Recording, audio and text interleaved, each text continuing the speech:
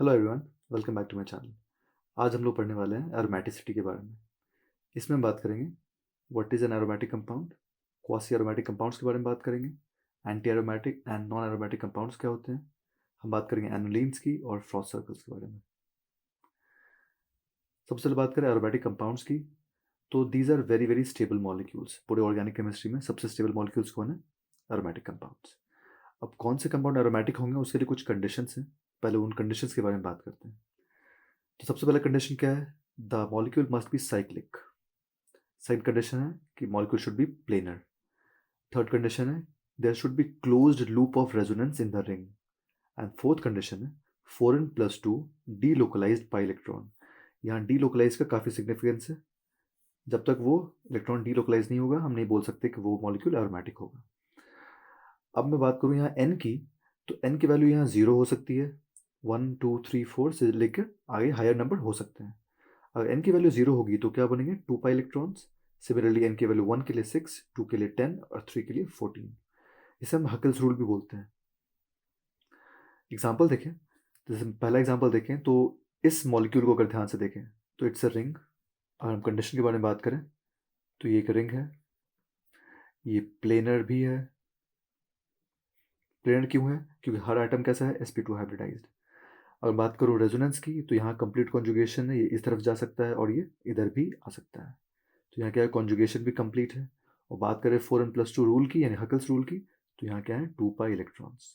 यानी ये चारों कंडीशन को सेटिस्फाई कर रहा है, तो हम क्या बोल सकते हैं? This compound is aromatic. ठीक है, इसे देखें हम इस मॉलिक्यूल के बारे में बात करें तो ये रिंग तो है, ठीक है, ये प्लेनर नहीं है। This is not planar. अब ऐसा क्यों? ये जो कार्बन देख रहे हैं आप, दिस इज sp3 कार्बन। अब sp3 है, इसका मतलब इसके एटम्स प्लेन से बाहर भी जाएंगे।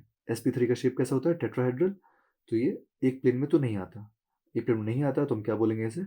This can not be aromatic. अब वो क्या होगा उसके बारे में हम आगे बात करेंगे। This is not aromatic compound.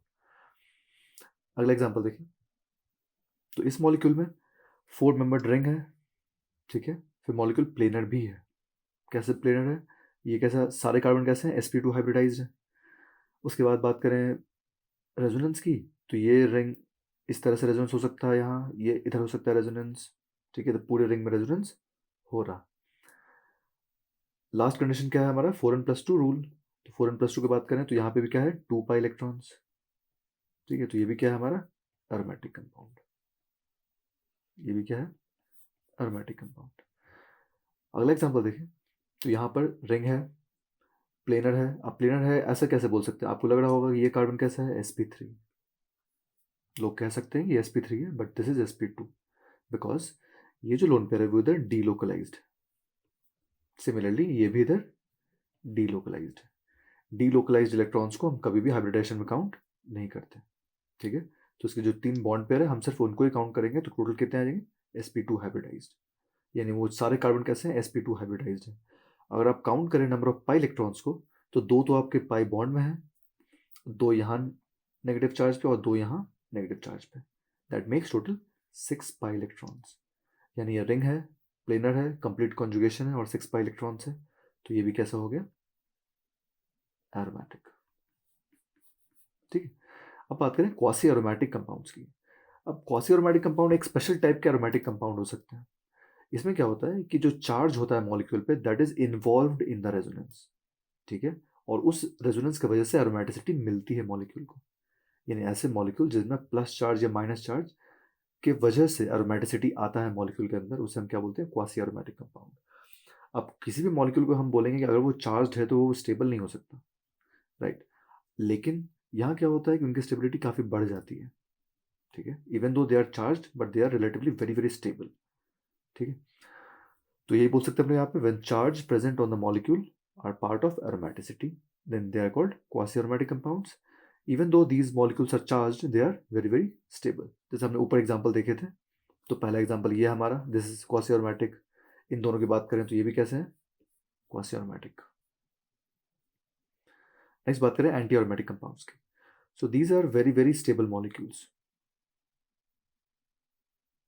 अब बात करें एंटी एरोमेटिक कंपाउंड्स की, so these are very very unstable molecules. जैसे कि एरोमेटिक कंपाउंड बहुत ही स्टेबल थे, दीज आर हाईली अनस्टेबल। यानी एरोमेटिक ऑर्गेनिक केमिस्ट्री में जितने भी मॉलिक्यूल्स होंगे सबसे ज़्यादा अनस्टेबल कौन होंगे? Anti aromatic compounds. ठीक है, अब कंडीशन क्या है एंटी एरोमेटिक कंपाउंड का? तो जो पहला 3 कंडीशन था एरोमेटिक के लिए, that is same, it is similar to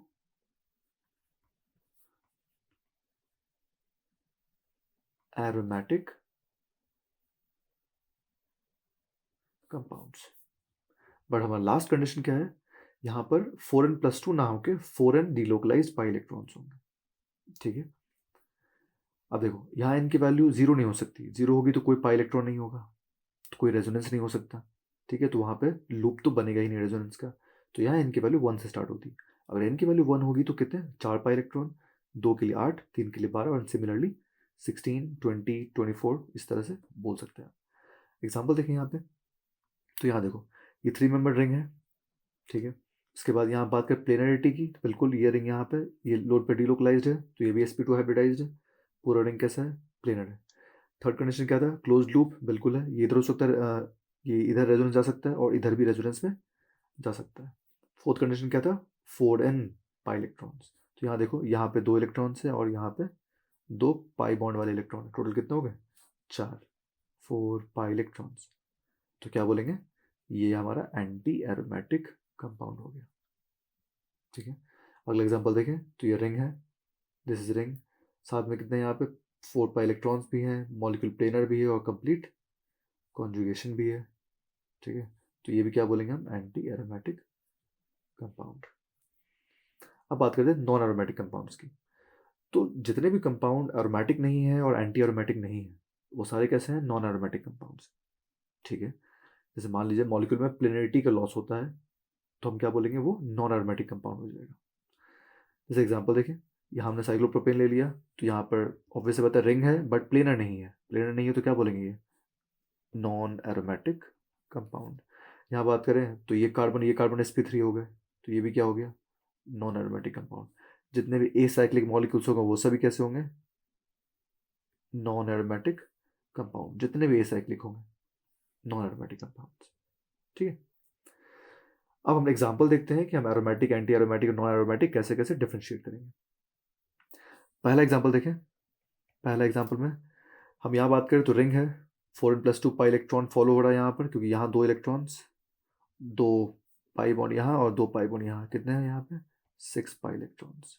ring है, कंप्लीट कॉन्जुगेशन है। कैसे कॉन्जुगेशन? ये इस तरह जाकर ये इस तरफ और ये इस तरफ। ठीक है, पूरे रिंग में रेजोनेंस हो रहा है, प्लेनर भी है मॉलिक्यूल, तो हम क्या बोलेंगे? This is aromatic compound, A for aromatic. अब बात करें यहाँ अगर प्लस चार्ज आ गया तो क्या बोलेंगे हम?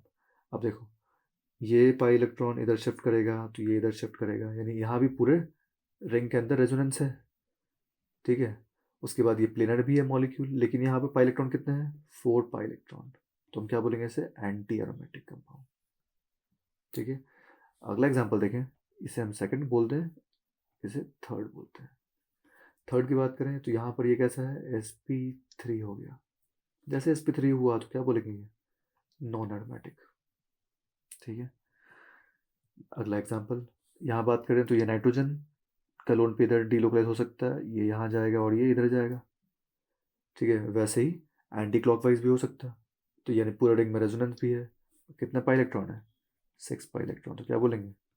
एरोमेटिक।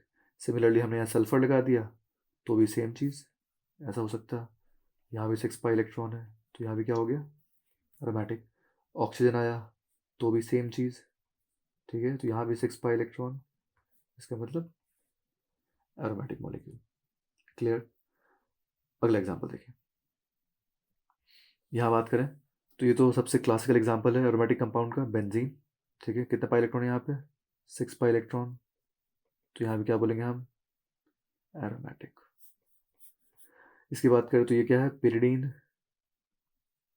पिरिडीन हमने यहाँ पर कार्बन हटा के नाइट्रोजन लगा दिया, हेट्रोसाइक्लिक रिंग है ये, तो भी यहाँ पर क्या बोलेंगे? एरोमेटिक कंपाउंड है। लेकिन यहाँ ध्यान रखने वाली बात यह है कि ये लोन पेयर डिलोकलाइज नहीं है, लो जो पाई इलेक्ट्रॉन है वही डिलोकलाइज हो रहा है।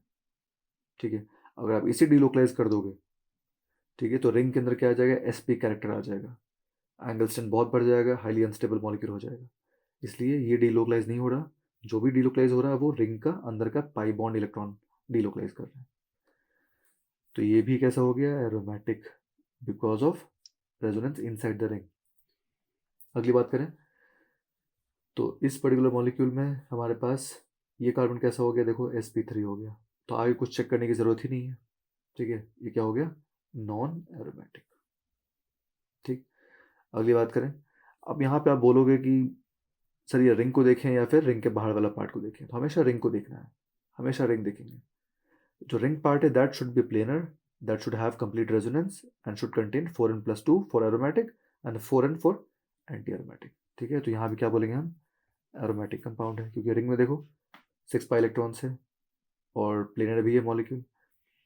अगला एग्जांपल देखें तो ये भी एरोमेटिक हो जाएगा, ये भी एरोमेटिक हो जाएगा, कोई फर्क नहीं पड़ता कि बाहर क्या है। ए साइक्लिक को हमें देखना ही नहीं, हमें देखना है सिर्फ साइक्लिक पार्ट को।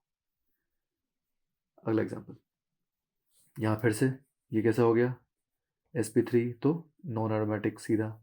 यहाँ बात करें तो यहाँ देखो 1 2 3 4 4 पाई इलेक्ट्रॉन और टोटल रेजोनेंस भी है, देखो कैसे है, ये यहाँ जा सकता, ये यहाँ भी जा सकता, ये ऊपर जा सकता है और ये नीचे भी जा सकता। इसका मतलब पूरे रिंग में रेजोनेंस भी है, साइक्लिक भी है, प्लेनर तो है ही, सब sp2 है, और पाई इलेक्ट्रॉन कितने हैं, 4 पाई इलेक्ट्रॉन। तो क्या बोलेंगे, यहाँ बोलेंगे हम एंटी एरोमेटिक कंपाउंड। ठीक, अगला बात करें तो यहाँ भी सेम चीज़, ये डीलोकलाइज यहाँ होगा, ये डीलोकलाइज यहाँ होगा।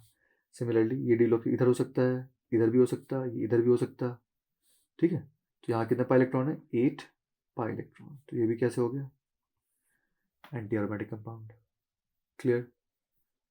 नेक्स्ट बात करें, 7 मेंबर रिंग में जाए तो पहला कंपाउंड देखो, यहाँ क्या हो रहा है, ये इधर जाएगा तो ये इधर आएगा और ये इधर आएगा, तो ये भी क्या हो गया, एरोमेटिक, बिकॉज 6 पाई इलेक्ट्रॉन्स है, 6 पाई इलेक्ट्रॉन प्लस चार्ज है, वहाँ पे तो इलेक्ट्रॉन है नहीं।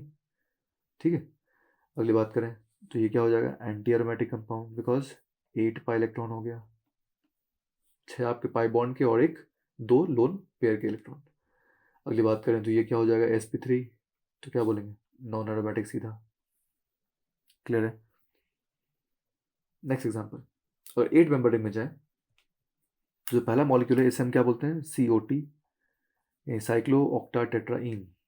ठीक है, इसको देख के तो क्या लग रहा है कि ये होना चाहिए था anti aromatic, isn't it, 8 pi electron है, बट ये एंटी एरोमेटिक नहीं होगा। ठीक है, अब होता क्या है, ये मॉलिक्यूल एक टब शेप ले लेता, कुछ इस तरीके का। ठीक है, ये कुछ इस तरीके से ट्रांसफॉर्म हो जाता, उससे क्या होता है कि ये नॉन प्लेनर हो जाएगा, ये क्या हो जाएगा, नॉन प्लेनर। और जैसे ही ये नॉन प्लेनर हुआ, ठीक है, तो हमने क्या पढ़ा था कि एरोमेटिक हो या एंटी एरोमेटिक हो, प्लेनर होना बहुत ज़रूरी है। जैसे ही ये नॉन प्लेनर हुआ तो ये क्या हो जाएगा, नॉन एरोमेटिक। अब सोचो कि कोई भी एंटी एरोमेटिक कंपाउंड जो हाईली अनस्टेबल है, क्या वो नॉन एरोमेटिक होने पे स्टेबलाइज होगा, बिल्कुल स्टेबलाइज होगा। एंटी एरोमेटिक तो क्या है, हाईएस्ट लेवल ऑफ अनस्टेबिलिटी है, हमें क्या चाहिए, हमें नहीं चाहिए वो अनस्टेबिलिटी।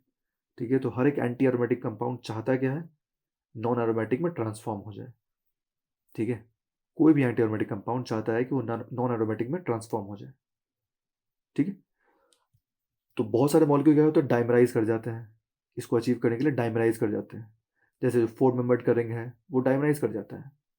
ठीक है, आप आगे के रिएक्शंस में पढ़ेंगे इसको। अगला एग्जांपल देखें।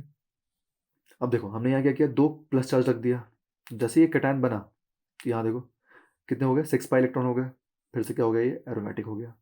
सारे कार्बन कैसे हैं, sp2, रिंग में रेजोनेंस भी है, और क्या बोलेंगे यहाँ पे, 6 पाई इलेक्ट्रॉन से, तो ये एरोमेटिक हो गया। अगला एग्जांपल देखें तो यहाँ पे कितना हो गया, 10 पाई इलेक्ट्रॉन्स हो गए, ध्यान से देखो 10 पाई इलेक्ट्रॉन से, तो ये भी क्या हो गया, एरोमेटिक हो गया। मतलब मैं क्या बोलूँगा, डाइकेटायन या dianion of cyclooctatetraene is aromatic in nature. अगर 2 प्लस चार्ज है 2 माइनस चार्ज है, दोनों ही क्या है, एरोमेटिक हो जाते हैं। ठीक है, तो हम ये बोल सकते हैं कि इसके जो सॉल्ट्स होते हैं वो काफ़ी स्टेबल रहेंगे। जैसे मान लो आपने बोल दिया Na2 लगा दिया, यहाँ पर, यहाँ आपने 2 Na लगा दिया, Na+, Na+, ठीक है, यहाँ पे 2 अनायन लगा दिया आपने, तो इनके जो सॉल्ट्स होंगे वो काफ़ी स्टेबल रहेंगे।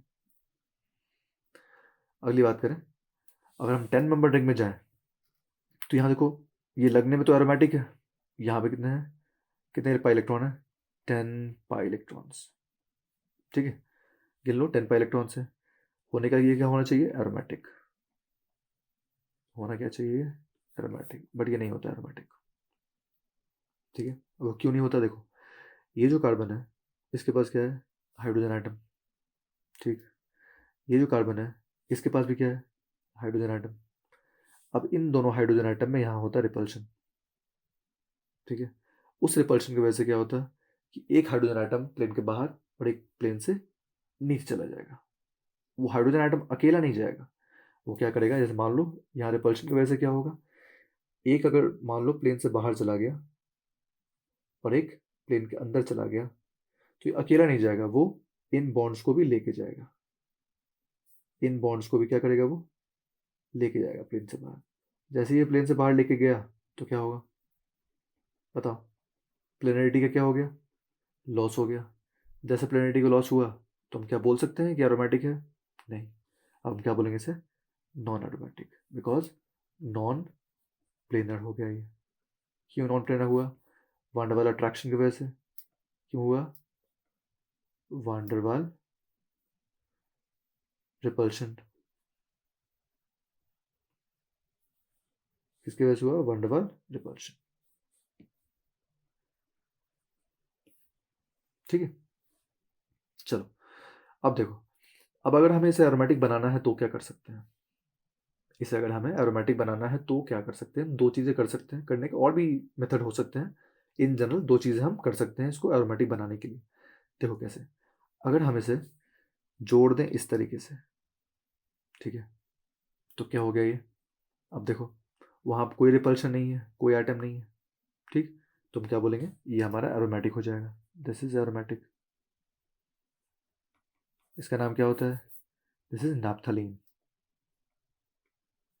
This is naphthalene. क्लियर है। एक और तरीका है इसको करने का, अगर हम यहाँ पर कोई आइटम लगा दें, हम यहाँ पर कोई आइटम लगा दें, ठीक है, तो उससे भी क्या होगा, अब वहाँ कोई रिपल्शन नहीं हो सकता। इसका मतलब जो आपका रिंग का पार्ट है, जो हमारा ये रिंग है, दिस रिंग इज प्लेनर। ये ऑक्सीजन तो प्लेन से बाहर जाएगा, हमें उससे तो मतलब ही नहीं, हमें तो रिंग देखना है, ring should be planar. Ring तो अभी भी कैसा है, प्लेनर है। ठीक है, तो हम क्या बोलेंगे, अभी भी ये एरोमेटिक है। क्लियर, चलो अब बात करते हैं हम एनोलिन्स की। अब बात करते हैं हम लोग एनोलिन्स की। ठीक है, तो होते क्या है एनोलिन्स, तो these are homocyclic, in general carbocyclic होते हैं, मतलब कि कार्बन कार्बन की लिंकेज होती है पूरी की पूरे रिंग के अंदर, और कंप्लीटली कॉन्जुगेटेड होते हैं। ठीक है, और उनको रिप्रेजेंट करते हैं एन एनोलिन से। एन क्या दिखाता है, number of carbon atom in the ring. ठीक है, तो एनोलिन क्या है, कार्बन का रिंग जिसके अंदर फुल्ली कॉन्जुगेटेड होता है सिस्टम, और एन से दिखाते हैं, एन क्या दिखाता है, number of carbon atom in the ring.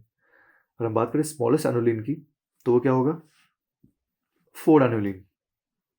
ठीक है, वो ये बन जाएगा आपका, यानी 4 कार्बन आइटम वाला रिंग। अब ये कैसा होता है, एंटी एरोमेटिक, हम पहले पढ़ चुके हैं इसके बारे में, क्या होता है, एंटी एरोमेटिक। अब बात करें हम 6 एनोलिन की, तो हमारा क्या है, बेंजीन, तो ये क्या होता है, एरोमेटिक, इसके बारे में भी हम पढ़ चुके हैं। अगर हम बात करें 8 एनोलिन की, तो इसके बारे में भी हम ऊपर बात कर चुके हैं, ये कैसा हो जाता है, टब शेप्ड, इस तरीके से, तो ये क्या बन जाएगा, नॉन एरोमेटिक। ठीक है, अब बात करें हम 10 एनोलिन की, तो इसके बारे में भी हम ऊपर बात कर चुके हैं कि हम इसे एरोमेटिक कैसे बना सकते हैं।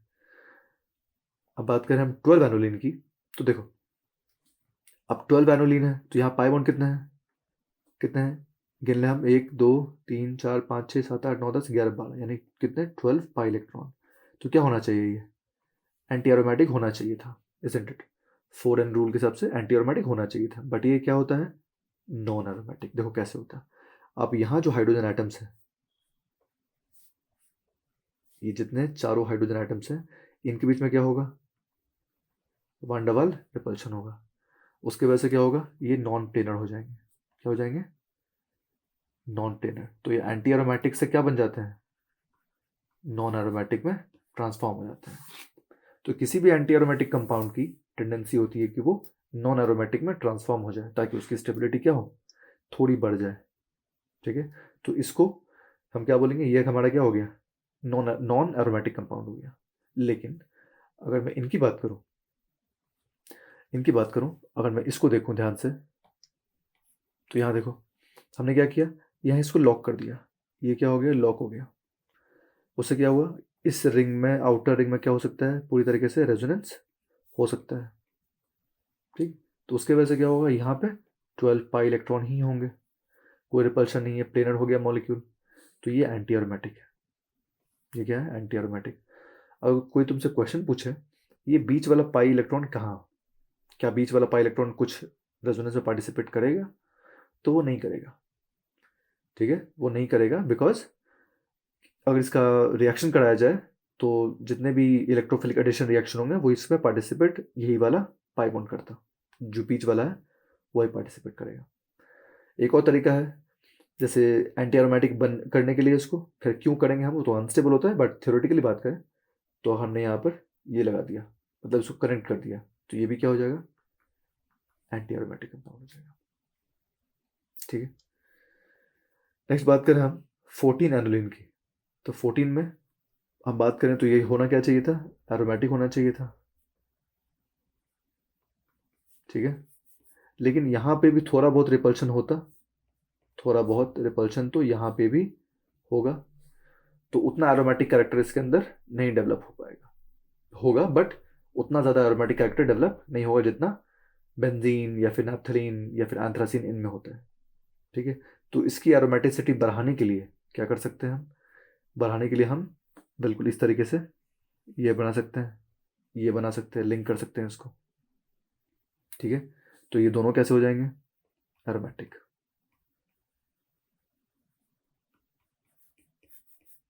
क्लियर है, अब आगे देखो, क्या मैं 14 एनुलिन को ऐसा नहीं लिख सकता, यहाँ भी तो 14 कार्बन आइटम्स है, तो मैं इस तरीके से भी लिख सकता हूँ। यहाँ बात करूँ तो यहाँ भी वही चीज़, यहाँ एच, यहाँ एच, यहाँ रिपल्शन, यहाँ भी एच और यहाँ एच में रिपल्शन। ठीक है, तो ये क्या हो जाएगा, नॉन प्लेनर। तो क्या हो जाएगा, ये नॉन एरोमेटिक। इसको एरोमेटिक कैसे बनाएंगे हम, इसको एरोमेटिक बना सकते हैं इस तरीके से जोड़ के। ठीक, तो ये क्या बन जाएगा, एंथ्रासीन। ठीक, या फिर हम यहाँ पर फिर से वैसे ही कोई एटम जोड़ दें। ठीक है, तो ये दोनों कैसे हो जाएंगे, एरोमेटिक, और ये भी एरोमेटिक। क्लियर है, अगले वीडियो में हम बात करेंगे फ्रॉस्ट सर्कल्स की and applications of aromaticity. If you find this video helpful, please like, share and subscribe to the channel for more videos. Thank you so much for watching. See you in the next one.